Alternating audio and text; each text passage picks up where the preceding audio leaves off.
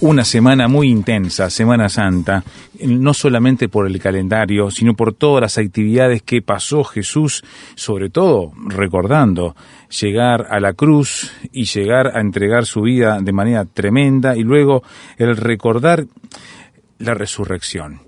Una de las preguntas que surge después de una semana tan intensa, Salvador, al recordarla y estar viviéndola como ahora, es ¿qué pasó después de la Pascua de Resurrección?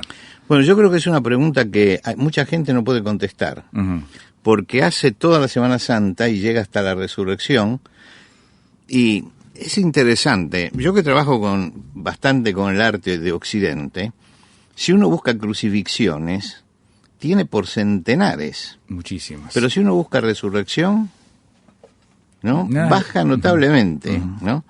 Y creo que hay algo allí que está fallando, que es el conocimiento de lo que pasó. Yo estaba hablando un día para profesionales en un desayuno, y hablando acerca de la Pascua, y cuando terminó alguien me hizo la misma pregunta que acabas de hacer, ¿no? Me preguntó qué pasó después, porque yo hablé mucho de las consecuencias que tuvo. Y bueno, las consecuencias fueron muy grandes, y habría que primero hablar de cuál es el efecto que la cruz hizo en los discípulos para entender las consecuencias que vinieron detrás, ¿no? La cruz reveló la fragilidad de los discípulos. ¿Por qué? Porque ellos tenían, vamos a ponerlo en términos muy nuestros, muy de este tiempo, ellos tenían un sueño con Jesús y se le transformó en pesadilla, ¿no? Entonces, la cruz es un poco la frustración de sus vidas. ¿Por qué? Porque los discípulos habían invertido 3 años de su vida siguiendo a Jesús y renunciando a todas las cosas.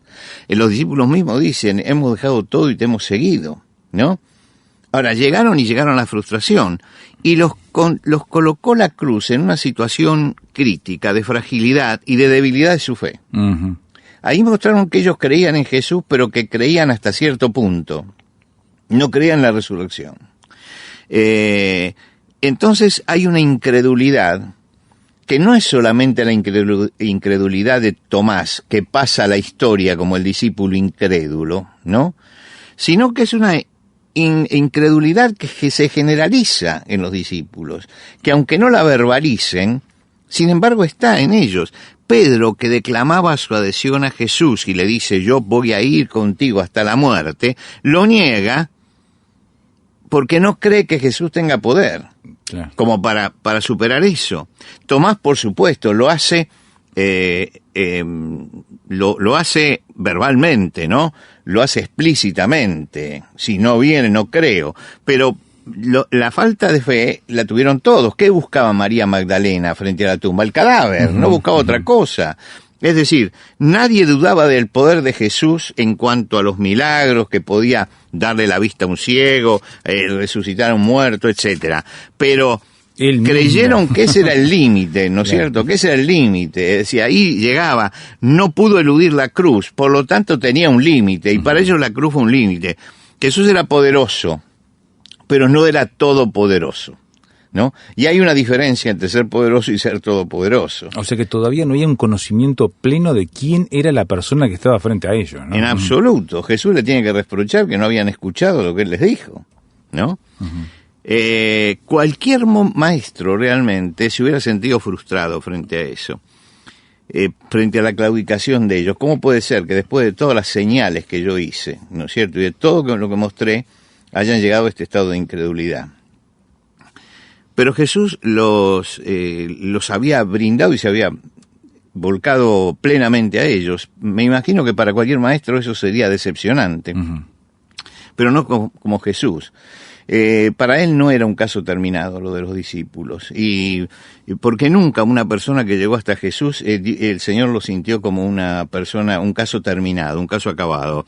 En la mujer adúltera, por ejemplo, para los religiosos era un caso terminado, ¿no? Bueno, esta mujer tiene que morir y punto. Para Jesús no.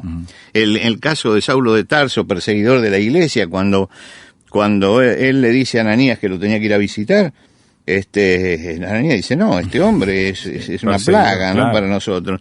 Quiere decir que para ellos era un caso terminado, pero para el Señor no era un caso terminado. Y cuando el Señor se enfrenta, incluso con las mujeres en el sepulcro, no empieza con reproches, sino el Señor viene para alentarlos a que tengan fe. No viene y dice, bueno, quiero decirles que realmente me siento muy mal porque ustedes no creyeron. No. Jesús le dice a las mujeres, no teman, vayan, hablen, digan, fortalezcan. Y les dijo algo muy importante, va delante de ustedes a Galilea.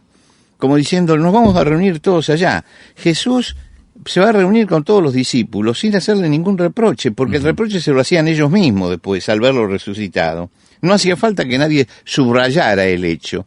La realidad les había pegado un cachetazo tremendo y Jesús los estaba recibiendo. Ahora, uno dice, qué extraño que Jesús, estando en Jerusalén, con todos en Jerusalén, ¿no?, le dijeran los discípulos, nos vemos en Galilea. Claro. Era por lo menos 3 días de camino, caminando a 45 kilómetros diarios. Ahora, yo no sé quién puede caminar 45 kilómetros diarios, ¿no es cierto? Pero así era la distancia donde Jesús lo mandaba. Y no solamente eso, sino que era una zona montañosa, lo que quiere decir que eran 3 días de 45 kilómetros subiendo y bajando. Y era un camino trabajoso además, porque no era una carretera. Quiere decir que Jesús, cuando le dijo a los discípulos, nos vemos en Galilea, vayan allá, les estaba proponiendo algo que era realmente difícil para ellos. Y se tomó una semana Jesús para esto, porque recién se volvió a encontrar al domingo siguiente, ¿no? No los acompañó Jesús tampoco en eso, simplemente los citó. Y el motivo central, ¿por qué se le ocurrió a Jesús, teniéndolo todos acá, hacerlos ir hasta allá? El motivo central es que todos los que eran discípulos de Jesús tenían allí las raíces, porque eran todos galileos. Entonces, no solamente las raíces familiares, ¿no?, sino las raíces espirituales. En Galilea ellos habían conocido a Jesús, en Galilea habían empezado a seguirlo. Y yo creo que el asunto de las raíces es muy importante muchas veces revisar. Jesús le hace revisar las raíces de su fe, que fue la primera vez que se encontró con ellos. Yo recuerdo yo no visité, no nací en la patria de mis abuelos ni de mi padre era italiano también, pero no nací en la patria de ellos. Mi padre había venido a los 5 años, así que ni siquiera se acordaba tenía una vaga, me decía a veces, tengo una vaga idea del viaje, pero no tengo un recuerdo de eso, ¿no? Sin embargo, yo recuerdo que el pueblo, la ciudad ahora de Caltanissetta, que era de donde eran ellos hablaban de eso como su pueblo.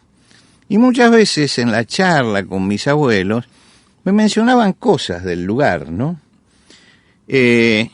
Y estaba yo en Sicilia y le dije a Celia, mi esposa, mira, vamos a ir hasta Caltanissetta porque quisiera ver simplemente el lugar de donde eran mis abuelos. Pero lo dije un poco así, como diciendo, vayamos, peguemos una vuelta y volvamos, ¿no? Y cuando llegamos a ese lugar, y llego yo a la plaza, frente a la plaza que sería la plaza principal, una plaza pequeña, porque es la antigua plaza, frente a la iglesia, y veo una fuente que hay allí, la fuente del Tritón.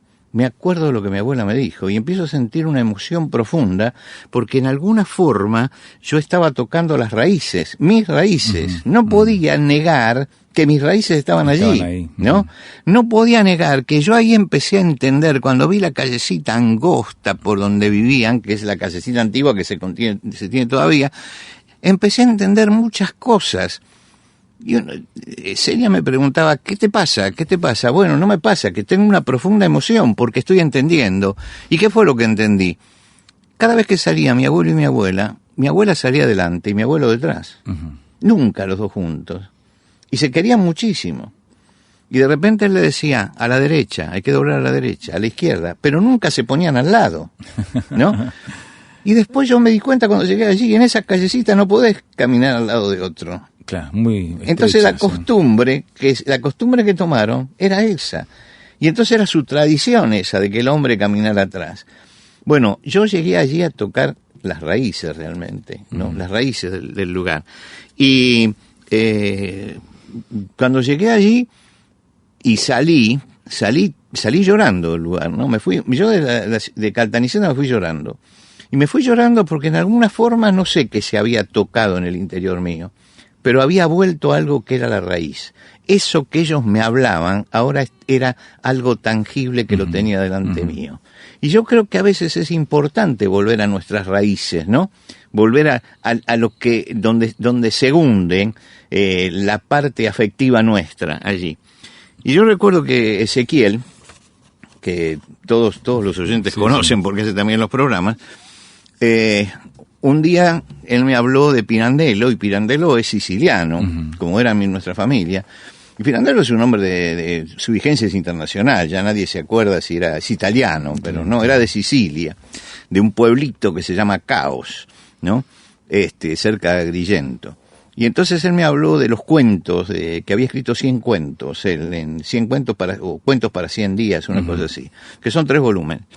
Y yo vine aquí, fui a Montevideo, y estando en Montevideo, encontré que estaban esos libros. Entonces se los compré y se los llevé. Y se los di.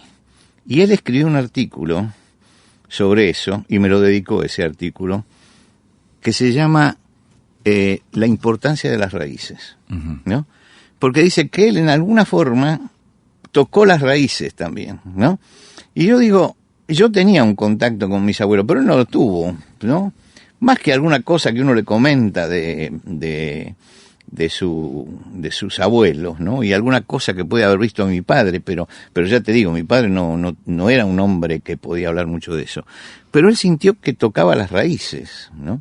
Y yo creo que Jesús lo que hizo fue reunir a los discípulos y decirle, vamos a tocar las raíces, vayamos a Galilea, que es donde todo empezó. Lo llevó al lugar donde comenzó justamente ese movimiento que hoy estaba teniendo necesidad de redimensionar. La propuesta al mirar Semana Santa es volver a las raíces, volver al lugar donde todo comenzó, en un momento de tanta agitación para los discípulos al enfrentar todo el juicio a Jesús, su crucifixión, al ser enterrado, el perder toda esperanza, luego verlo resucitado y toda la conmoción que ello contrajo. Jesús los manda a Galilea a buscar, como decías vos, Salvador, sus raíces. Sí. Bueno, llega a aquel lugar que uno piensa, bueno, llegaron Juan y Jacobo, que tenían una empresa de pesca allí, con el padre. Y ellos dejaron esa empresa de pesca cuando siguieron a Jesús. Llegó Pedro y Andrés, que también eran pescadores en el mar de Galilea. Mateo, que cobraba los impuestos en Capernaum, que era una ciudad de Galilea. Felipe, que era de Betsaida, que es un pueblo de pescadores al lado del lago de Genesaret. Natanael, lo que llamamos Bartolomé, en nuestra era también de Galilea. María Magdalena era de Magdala, que era también de la provincia de Galilea. Quiere decir que lo llevó a sus raíces. Y uno dice, ¿qué hizo Jesús después de la Pascua? Resucitó y llamó a todos los que se estaban desviando. Lo fue a buscar, le mandó un mensaje a Pedro por medio de María Magdalena, lo fue a buscar a los de Maús. A los de Maús, ¿no es cierto? Lo buscó a Tomás y lo fue reuniendo a todos. Y después que los tuvo todos reunidos, los llevó a Galilea. Estuvo 40 días con ellos, pero la primera semana fueron allí a Galilea, donde todo había empezado. Después le va a explicar todo lo que va a pasar. Y eso es interesante porque en el último capítulo de Lucas hace un resumen perfecto de todo lo que Jesús explicó en esos 40 días, ¿no? Es un resumen. Empieza el capítulo, empieza hablando de la resurrección y el camino de Maús, y termina diciendo, ascendió.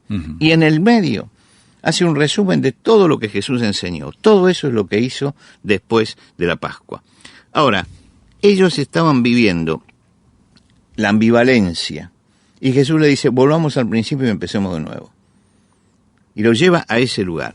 Por eso, Pablo dice en la carta a los Corintios, que Jesús, después de haber resucitado, se apareció a Cefas y dice, y a más de 500 hermanos juntos. Y esos 500 hermanos juntos, ¿dónde fue? No era en Jerusalén, porque allí era difícil que se reunieran, más con el clima que tenía Jerusalén. Sí, estaban escondiéndose. Entonces, Galilea es el lugar donde Jesús tiene que haberse reunido con esos más de 500 hermanos, que lo llevó nuevamente, porque lo lleva al principio, al primer encuentro que tiene, a ese encuentro, el impacto del principio, donde todo perdió valor para ellos, y donde cada uno dejó lo suyo por seguir a Jesús, y dejó el banco de los tributos, el que era el recaudador de impuestos, y dejaron las redes, y dejaron las barcas, cada uno dejó lo suyo. ¿Por qué? Porque el impacto de la presencia de Cristo había sido tan grande como para que renunciaran a todo y que hicieran que Cristo fuera su Señor. Claro, el tiempo pasó, los golpes, y no fortalecieron su fe. Y entonces empezaron a derrumbar.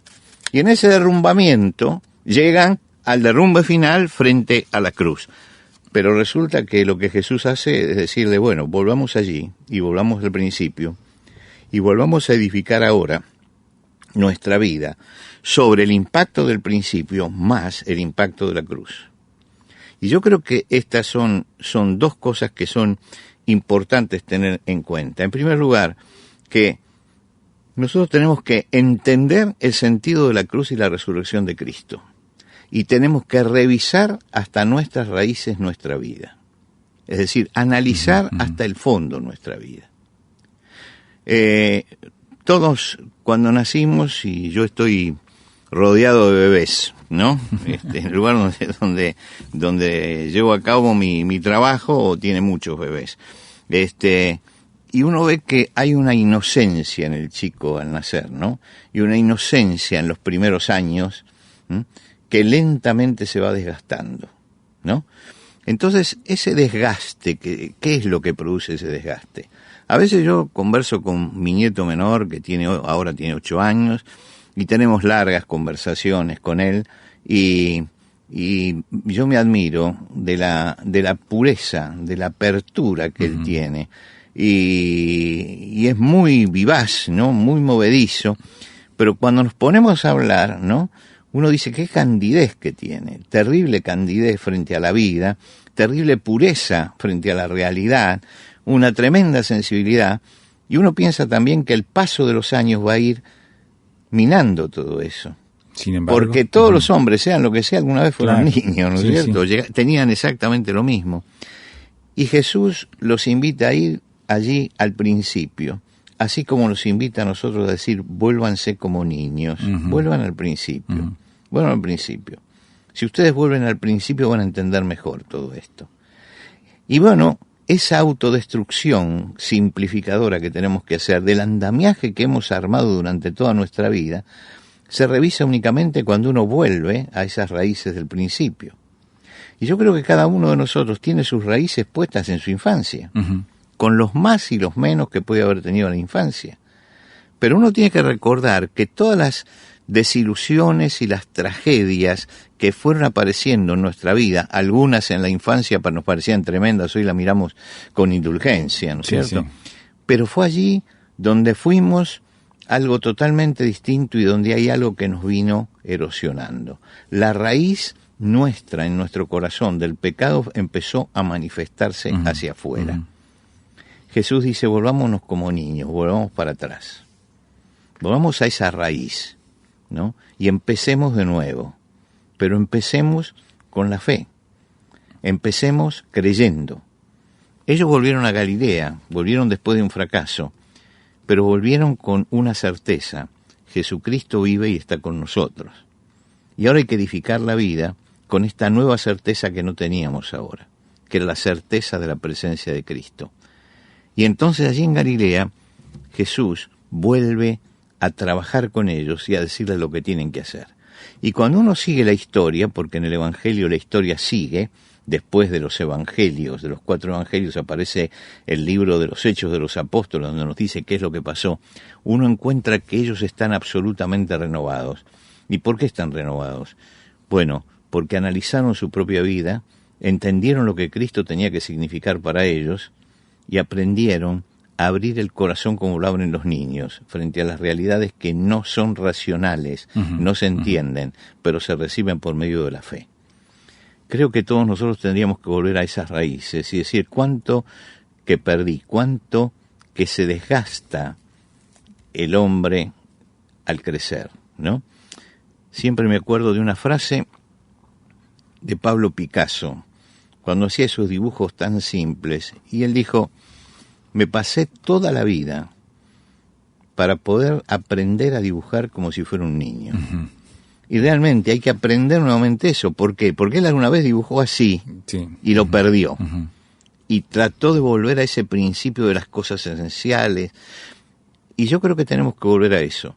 Y abrir como niños el corazón a Jesucristo y decirle en esta Pascua que nosotros ponemos nuestra fe en Él, pero no en el Cristo de la historia ni del pasado, sino en el Cristo viviente, en el Cristo resucitado, y que como si fuéramos niños nuevamente nos acercamos a Él para que Él cambie nuestra vida. Y yo creo que esta Pascua nosotros tenemos que tender nuestra mano hacia el Señor, como la tiende los niños hacia la mamá y hacia el papá cuando necesitan el sostén, cuando necesitan la protección. Tenemos que tender nuestra mano, la mano de nuestro corazón hacia el Señor, pidiéndole a Él que Él sea el Señor de nuestra vida y sea el que nos tome de la mano y nos dirija. Y realmente si lo hacemos, esta Pascua será una verdadera Pascua de resurrección, no solamente por lo que recordamos, sino porque la resurrección hizo impacto sobre nuestra vida.